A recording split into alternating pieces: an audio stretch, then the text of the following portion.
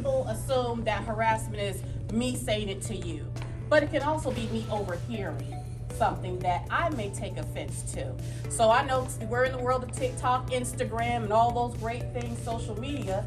So you may have received something and it may be a little off-putting to you, but it may be funny to somebody else. So we have to understand that what's funny to me may not be funny to somebody else. And that's what we talk about in our unconscious bias training. But where do we start with harassment? Where do we start with anti-harassment? Where do we go? So it is our office. Somebody may say, well, it's for civilians. It's for everybody. Everybody. If you feel it and you're like, oh, well, something does not pass the smell test, that's why we're here, to determine that. So you may say, okay, well, if it's not anti-harassment, it may be an EO issue. Well, we'll help you determine that too. We're there for you as your mediator. That's where it all starts. And it will not stop. We want you to feel comfortable, and that's what it's about. Having relationships, building positive relationships in the workplace, and being able to communicate effectively. Have a wonderful day. Thank you so much for having us.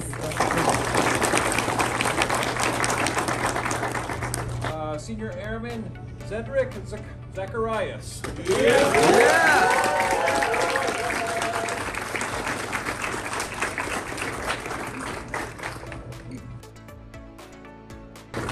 Our NCO of the quarter, Staff Sergeant Amanda Rosado.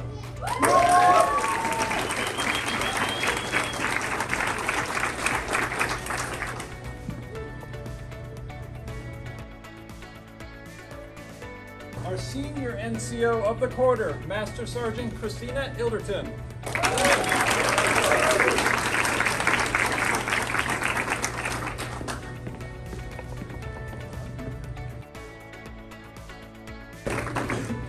Our CGO of the quarter, Lieutenant Brandon Roche.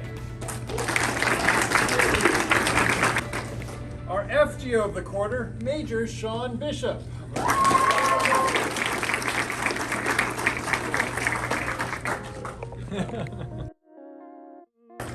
Our civilian Cat 1 of the quarter, Mr. Gilbert Gutierrez.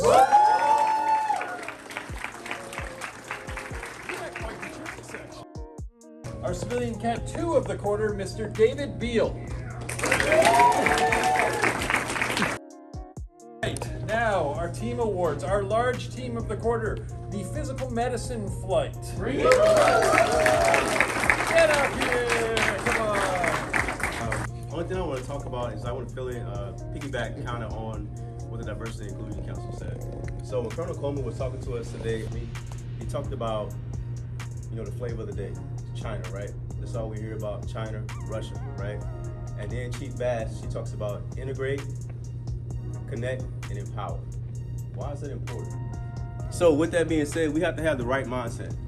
So I filled in for senior leaders this week, and I know I've been bombarding all of the flight chiefs with WhatsApp messages and whatnot, but it all has, there's always a reason for why we do things. So the reason why I say this is we need to be adaptable.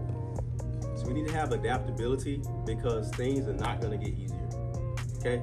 It's gonna get harder and harder because we're in a rat race for power. We're competing with some powerhouses. They want power, we wanna keep the power, but we gotta rely on each other as a team, and that's very important. So I challenge you all to be curious. So be curious about each other. So if you're curious about each other, you're gonna understand the mission, you're gonna understand the bigger picture. You're not just gonna see what's in front of you in your clinic, you're gonna understand the med group, you're gonna understand the wing, and you're gonna understand what's going on in our AOR, the bigger picture, and how we have synergy to connect with one another to make things happen, okay? So I challenge you to be curious. I challenge you to mix it up and go see your other clinics that are in the squadron, outside the squadron, around the base, to shake it up and be curious about folks.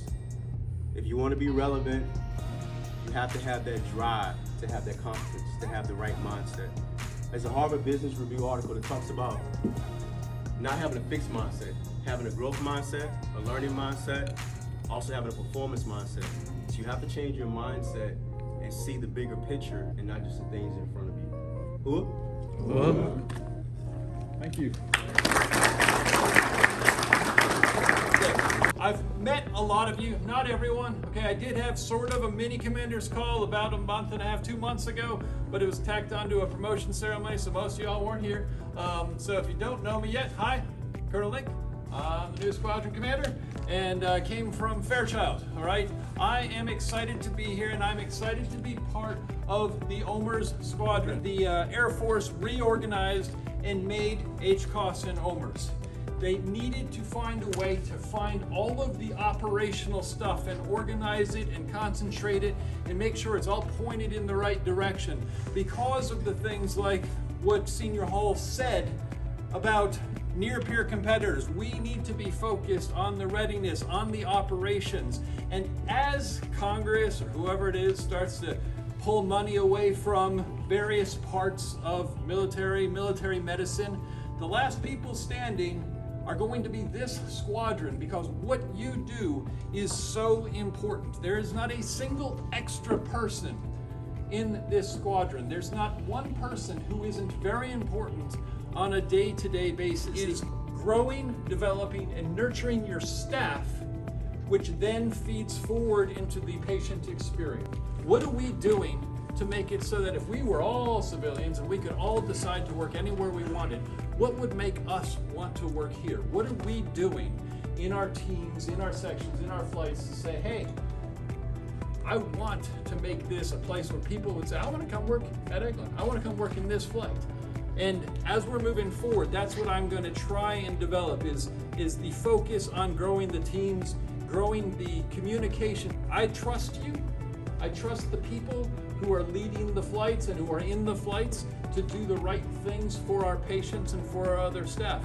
So please recognize that I'm trying to empower you. If I'm not, I need the feedback. I need the communication back. The other thing I want to do is increase recognition. We had, of course, some obviously really nice awards here.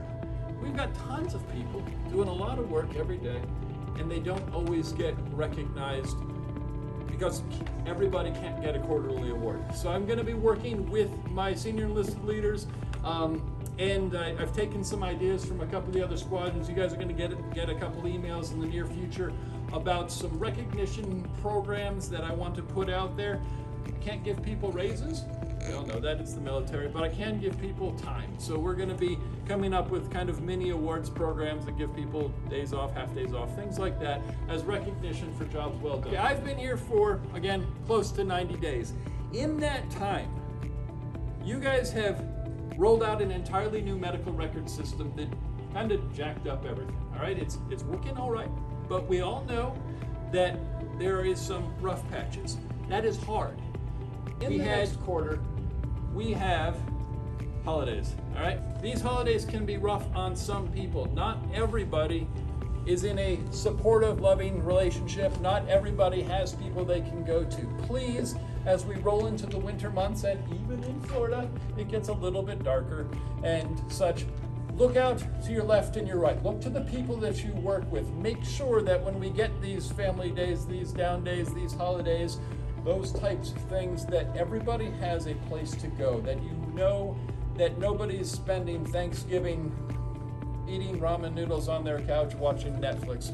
I guess in theory, if you really want to do that, you can, but you know, we'll try to do better. We'll at least offer something a little bit more. Look out for your friends. As I said when I started this, not a single person here is extra. Every single member of this squadron is important. I want you all back here every day. I need you all back here every day. I'm proud of what you do. I'm proud of what you've accomplished, and I look forward to working with you for the next couple of years. Thank you.